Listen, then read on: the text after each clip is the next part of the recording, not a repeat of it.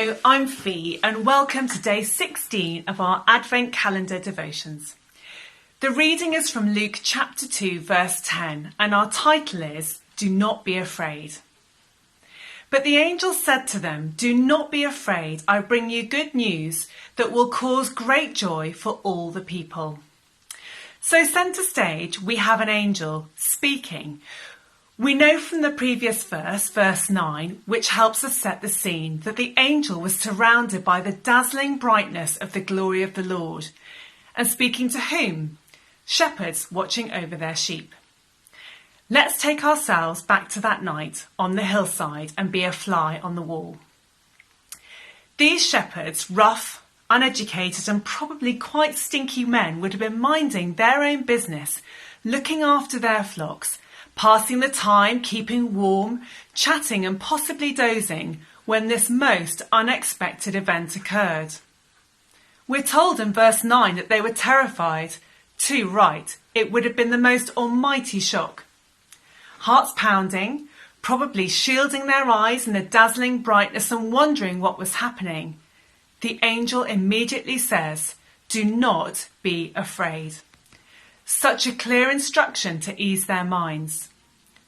As we know, the emotion of fear can be so paralysing, it can stop us from taking on board other things.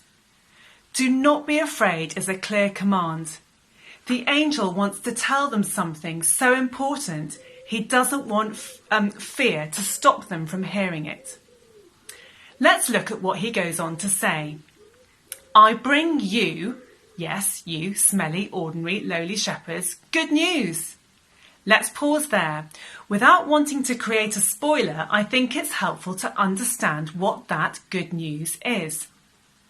Imagine the best news that you have ever heard.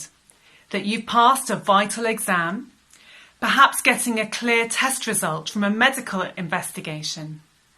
A question, will you marry me? Or the statement, we're going to have a baby. Imagine that news and times it by a lot. That is the level of good news that the angel is speaking about. This good news is the rescue plan that God was getting ready to reveal through Jesus, enabling his people to have a restored relationship with him again, despite not deserving it. Therefore, we're told that this good news will cause great joy, unbelievable freedom from all that we do that is wrong and weighs us down. And for whom? For all the people, regardless of religious background, culture, wealth, intelligence, kudos, etc. And God demonstrates this by choosing to tell these lowly, humble, poor, hard-working, outdoorsy types first.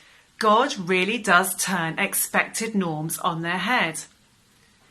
Let's be thankful today that this life-changing, relationship-restoring good news of Jesus is for all and does bring great joy. Let's pray that we would remember that this Christmas time and without fear be excited to share this incredible good news, the best good news, with others, whoever they are, longing for them to experience this joy too. Thank you for joining me today, and I hope that you can join us again tomorrow. Rejoice, rejoice.